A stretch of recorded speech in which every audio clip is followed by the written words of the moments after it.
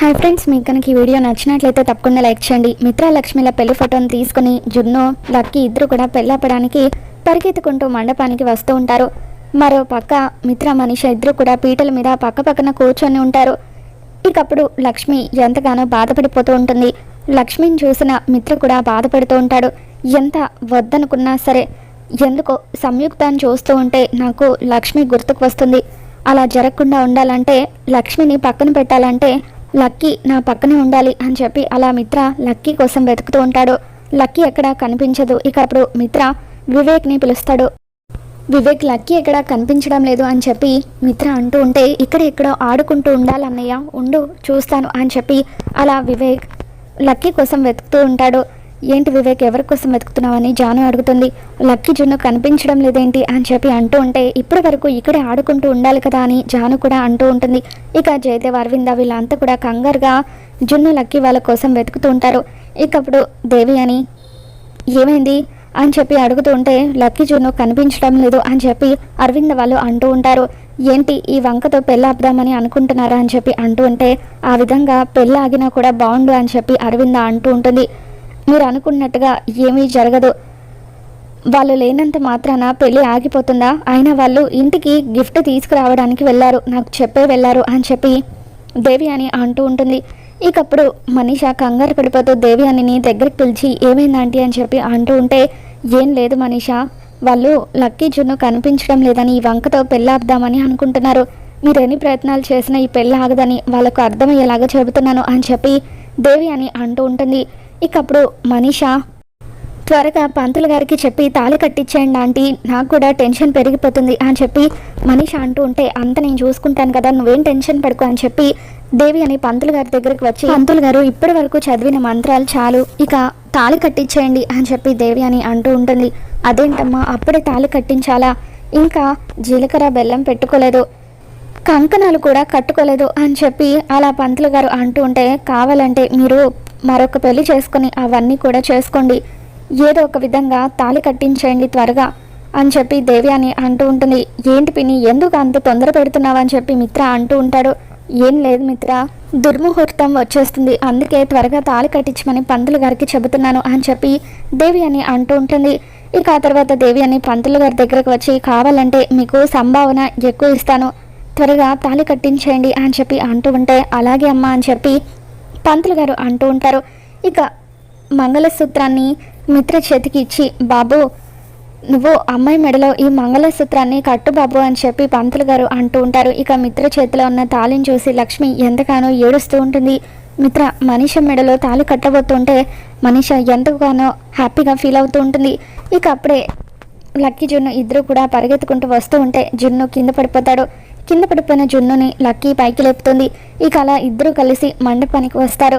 మిత్ర కరెక్ట్గా తాళి కట్టే టైంకి ఆపండి అని చెప్పి జున్ను, లక్కీ ఇద్దరు కూడా గట్టిగా అరుస్తారు. ఆ పెళ్లి ఫోటోని తీసుకువచ్చి, ఈ పెళ్లి జరగడానికి వీల్లేదు అని చెప్పి అంటూ ఉంటే, రే ఏం మాట్లాడుతున్నారా నువ్వు, వేలడంత లేవు, ఈ పెళ్ళి ఆపాలని చూస్తావా, అసలు ఎందుకు ఈ పెళ్ళి ఆపాలనుకుంటున్నావు అని చెప్పి దేవి అని అంటూ ఉంటే, అప్పుడు లక్కీ, ఎందుకంటే మా నాన్నకు ఇంతకు ముందే పెళ్ళయ్యి భార్య ఉంది కాబట్టి, ఇదిగో ఈ ఫోటోలో ఉన్న ఆవిడే మా అమ్మ అని చెప్పి లక్కీ మండపంలో ఉన్న అందరికీ కూడా చూపిస్తూ ఉంటుంది. ఇక దాంతో మనీష, దేవి అని ఇద్దరు కూడా షాక్ అవుతూ ఉంటారు. అవును, మీరు ఈ పెళ్లి చేసుకోవడానికి వీల్లేదు అని చెప్పి జున్ను కూడా అంటూ ఉంటాడు. రే, మిత్రని ఎదిరించేంత స్థాయికి ఎదిగిపోయావా, అసలు ఎవడ్రా నువ్వు, నీకేం హక్కుందని మిత్రని పెళ్లి చేసుకోవద్దని చెబుతున్నావు అని చెప్పి దేవి అని అంటూ ఉంటుంది. హక్కు నాకు మాత్రమే ఉంది, ఎందుకంటే ఈయన మా నాన్న కాబట్టి అని చెప్పి జున్ను అంటూ ఉంటాడు. దాంతో మిత్ర ఒక్కసారిగా షాక్ అవుతాడు. ఇక జయదేవ్, అరవింద వీళ్ళంతా కూడా ఆనందపడిపోతూ ఉంటారు. ఏంట్రా, నేను నీకు నాన్ననా అని చెప్పి మిత్ర అంటూ ఉంటాడు. అప్పుడు జున్ను, అవును నాన్న, మీ పక్కన ఫోటోలో ఉంది కదా లక్ష్మి, తనే మా అమ్మ, తను ఇప్పుడు ఇక్కడే ఉంది అని చెప్పి లక్ష్మి వైపు చూపిస్తూ ఉంటాడు. అవును నాన్న, సంయుక్త, లక్ష్మి ఇద్దరు కూడా ఒక్కరే అని చెప్పి అమ్మ బతికే ఉంది కాబట్టి నువ్వు ఈ పెళ్లి చేసుకోవడానికి వీల్లేదు అని చెప్పి లక్కీ కూడా మిత్రకి చెబుతూ ఉంటుంది. ఇక మనీష ఆంటీ నాకు అమ్మగా వద్దు, లక్ష్మి అమ్మే నాకు అమ్మగా కావాలి అని లక్కీ అంటూ ఉంటే, అప్పుడు మనీష ఆవేశంగా ఏంటే ఇందాకటి నుండి చూస్తున్నాను మా అమ్మ అని అంటున్నావు, నువ్వేమైనా లక్ష్మికి పుట్టాననుకుంటున్నావా అని చెప్పి, నువ్వొక అనాథవి, నీకు తల్లి తండ్రి ఇద్దరు కూడా లేరు, మిత్ర నిన్ను తెచ్చుకొని పెంచుకుంటున్నాడు, అనాథవైన నువ్వు కూడా ఈ పెళ్ళాపలం చూస్తావా అని చెప్పి మనీష అంటూ ఉంటే మిత్ర ఒక్కసారిగా మనీష చెంప పగలగొడతాడు. చూడు మనీష, ఇంకొకసారి లక్కీని అనాథ అన్నావంటే మర్యాదగా ఉండదు, లక్కీ నా కూతురు అని చెప్పి మిత్ర అంటూ ఉంటాడు.